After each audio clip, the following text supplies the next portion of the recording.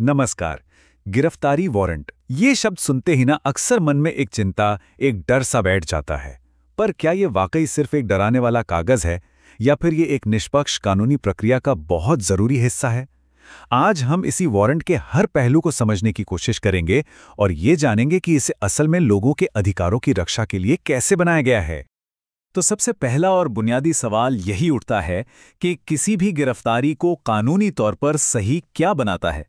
देखिए, इसका जवाब किसी की मर्जी में नहीं बल्कि एक बहुत ही खास नियमों से बंधे हुए एक दस्तावेज में छिपा है जिसे हम वारंट कहते हैं। तो चलिए इसे थोड़ा और गहराई से समझते हैं। एक वारंट सिर्फ गिरफ्तारी का आदेश नहीं है, ये एक तरह का कानूनी सुरक्षा कवच है।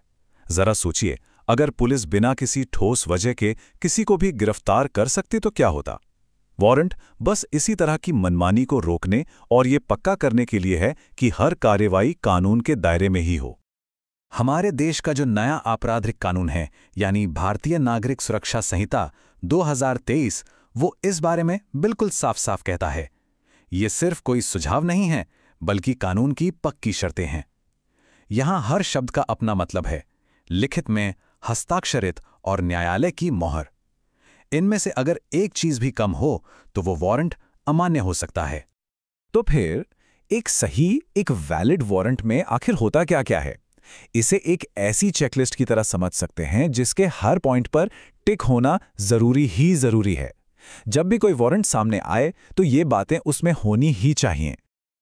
अब समझने वाली बात यह है कि इन 6 पॉइंट्स का आखिर मकसद क्या है, लिखित में होना क्यों जरूरी है, ताकि कोई भी अपनी मर्जी से ये ना कह दे कि मेरे पास तुम्हें गिरफ्तार करने का ऑर्डर है।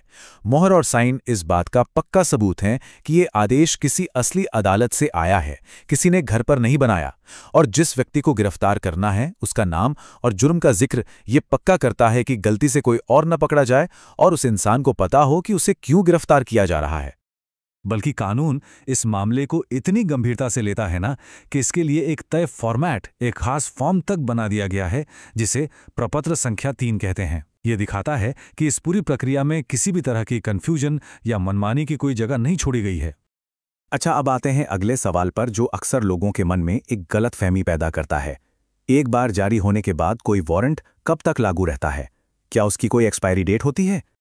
तो देखिए, सबसे ज़रूरी बात यह है कि एक गिरफ्तारी वारंट किसी दवाई की तरह एक्सपायर नहीं होता। ये तब तक पूरी तरह से लागू रहता है जब तक या तो उस व्यक्ति को गिरफ्तार ना कर लिया जाए जिसके लिए ये जारी हुआ है, या फिर वही अदालत जिसने इसे जारी किया था इसे ऑफिशियल तौर पर रद्द ना कर दे। अभी तक तो हम एक आम वारंट की बात कर रहे थे, लेकिन एक और ख़ास तरह का वारंट होता है जो सीधे जज साहब की तरफ से आता है। इसे समझना भी बहुत ज़रूरी है। इसे कहते हैं बेंच वारंट। अब इसका नाम बेंच वारंट क्यों पड़ा? क्योंकि ये सीधे जज की बेंच से, मतलब उनके आसन से जारी किया जाता है। ये एक बहुत ही सीधा और गंभीर आदेश होता है जो कुछ खास हालतों में ही इस्तेमाल होता है। मान लीजिए कि किसी पर कोई केस चल रहा है और अदालत उसे बार बार बुला रही है, लेकिन वो व्यक्ति जानबूझकर नहीं आ रहा है। ऐसे में जज सीधे एक बेंच वारंट जारी कर सकते हैं ताकि पुलिस उसे ढूंढकर अदालत के सामने पेश करें। ये अदालत के सम्मान को बनाए रखने और न्याय की प्रक्रिया को आगे बढ़ाने का एक जरूरी जरिया है।